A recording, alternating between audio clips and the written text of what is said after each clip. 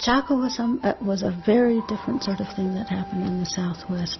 It was a swirling of activities. Things were going and moving, and there were different people coming in.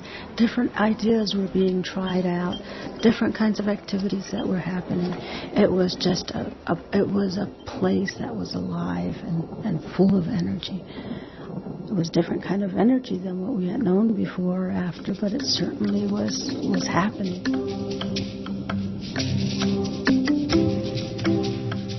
Typical farming villages at the time grew as needed.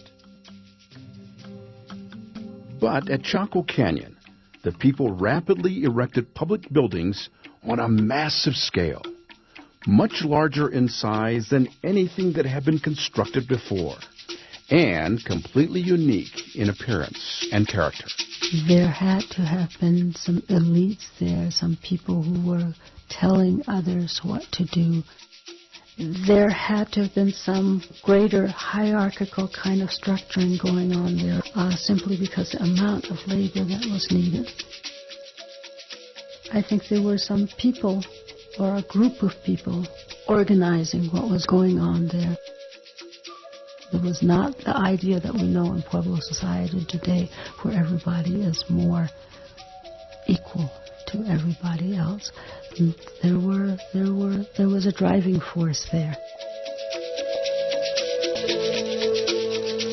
The people constructed their buildings in large sections and added pieces in much the same way that pieces are added to complete a puzzle.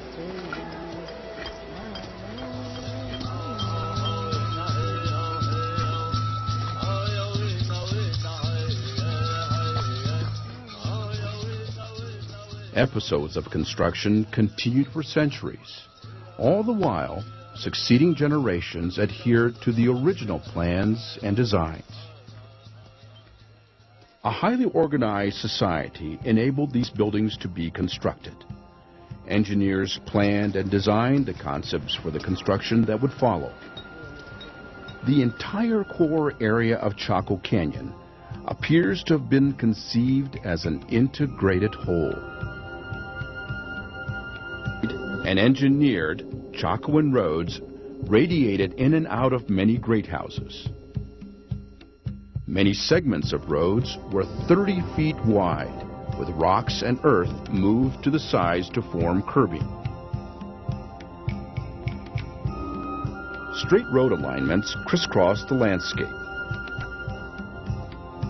When the people encountered cliffs, stairways, scaffolds, and ramps were constructed, allowing the roads to continue. Some roads were used for foot traffic, perhaps conducting pilgrims to Chaco for ceremonies and trading and transporting goods. Other roads terminate at mesas, lakes, buttes, and badlands, suggesting that they may have formed symbolic links between the great houses and important places in the sacred landscape. The road segments that intersected at most great houses may represent extensions of the impressive public architecture.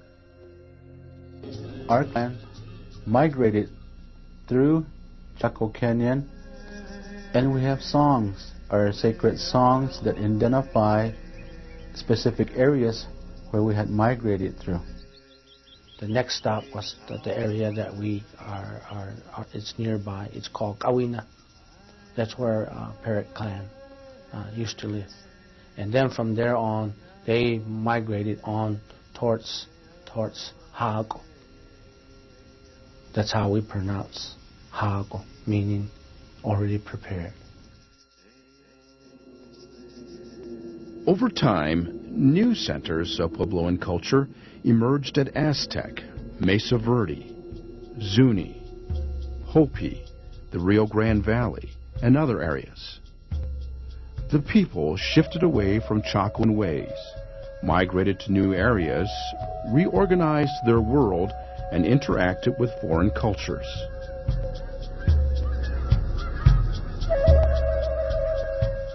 For the descendants, Chaco was never abandoned.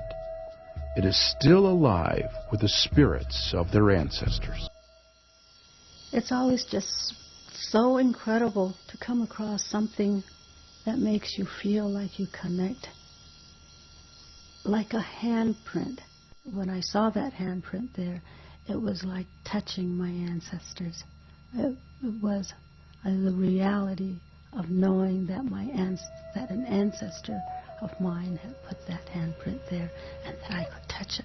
That's an incredible thing, to touch your past.